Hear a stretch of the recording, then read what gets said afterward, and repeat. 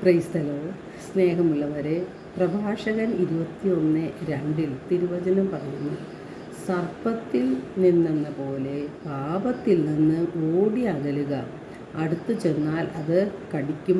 അതിൻ്റെ പല്ലുകൾ സിംഹത്തിൻ്റെ പല്ലുകളാണ്. അത് ജീവൻ അപഹരിക്കും.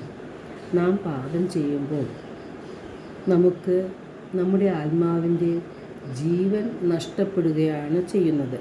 ദൈവത്തിൽ നിന്ന് അകന്നു പോകുകയും ചെയ്യുന്നു. അതിനാൽ പാപത്തിൽ നിന്നും പാപ സാഹചര്യങ്ങളിൽ നിന്നും ഒഴിഞ്ഞു മാറണമെങ്കിൽ നമുക്ക് ദൈവത്തിൻ്റെ വചനം നമ്മുടെ ഹൃദയത്തിൽ വേണം. സർപ്പത്തിൽ നിന്നെന്ന പോലെ പാപത്തിൽ നിന്ന് ഓടി അകലണമെന്നാണ് തിരുവചനം നമ്മെ ഓർമ്മിപ്പിക്കുന്നത്.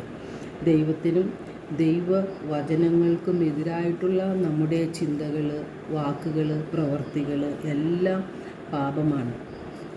വിശുദ്ധ മത്തായിയുടെ സുവിശേഷം 18-ാം അധ്യായം 8-ാം തിരുവചനത്തിൽ യേശു പറയുന്നുണ്ട്, നിൻ്റെ കയ്യോ കാലോ നിനക്ക് പാപഹേതുവാകുന്നുവെങ്കിൽ അത് വെട്ടി എറിഞ്ഞു കളയുക.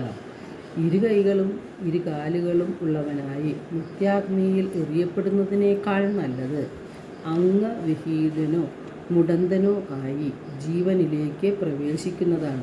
അപ്പോൾ എത്രയോ ഗൗരവമുള്ളതാണ് നാം ചെയ്യുന്ന പാപങ്ങൾ എന്ന് നാം അറിഞ്ഞിരിക്കണം.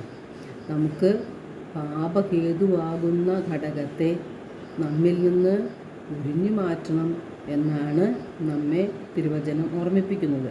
നമ്മുടെ ചിന്തകളും വാക്കുകളും പ്രവൃത്തികളും ദൈവഹിതപ്രകാരമാണോ എന്ന് നാം വിലയിരുത്തണം.